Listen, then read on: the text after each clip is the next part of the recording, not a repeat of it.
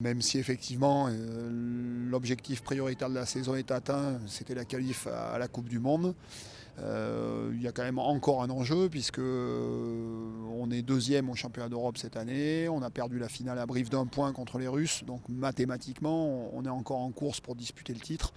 On va partir avec une équipe recomposée, où la complicité sera moindre, où l'expérience sera, à l'exception de quelques joueuses, inexistante. L'enjeu, c'est véritablement de bien se comporter, d'avoir, que ce soit en termes d'état d'esprit ou d'investissement sur le jeu, de faire du 100%, et puis de revendiquer, encore une fois, je sais que le mot est à la mode, mais moi j'y crois beaucoup, une identité. Aujourd'hui, le projet France Féminine à 7 pour les Jeux Olympiques a commencé il y a bien longtemps, il a commencé avant moi avec Fred. Il y a un certain nombre de choses qui ont été construites, elles valent ce qu'elles valent, mais en tout cas aujourd'hui il y a encore une fois des choses à revendiquer, une identité à revendiquer, et quel que soit le groupe, les gens ont été sélectionnés pour ça. Donc on ira à Kazan pour faire le meilleur résultat possible. Si on gagne, nous en serons ravis. S'il y a des fois on ne gagne pas, on essaiera de terminer le plus près possible de la première place. Et encore une fois en revendiquant ce qu'on essaye de faire depuis des années sur le terrain, autour de comportements, d'attitudes, d'un état d'esprit, d'un investissement, et puis aussi d'une ambition en termes de jeu. Fesses, mollets, chevilles, chaussures, oreilles adverses, ballon. Changez. Allez, vite, à toi, vite. Comme à Clermont, hein, ce sera de nouveau les adieux de quelques joueuses au programme. Ce sera le cas notamment d'Amélie Munier, de Rose Thomas, qui viendront donc grossir les rangs des filles qui arrêtent.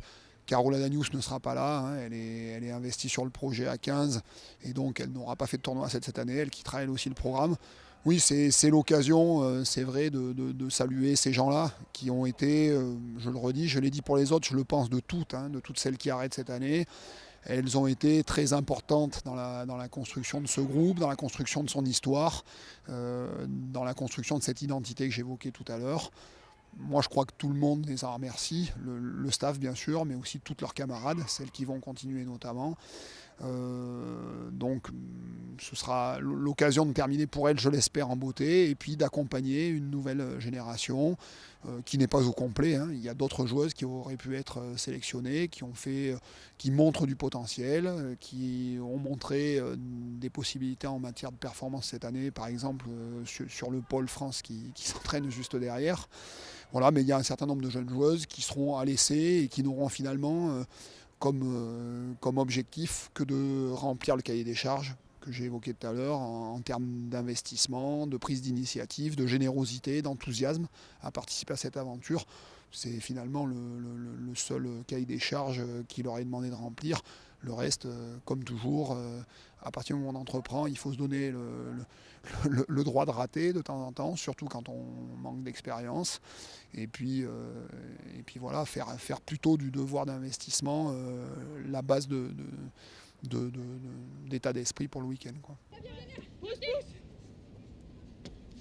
Allez, prenez un peu plus de profondeur, je voudrais que tout le monde prenne les ballons lancés.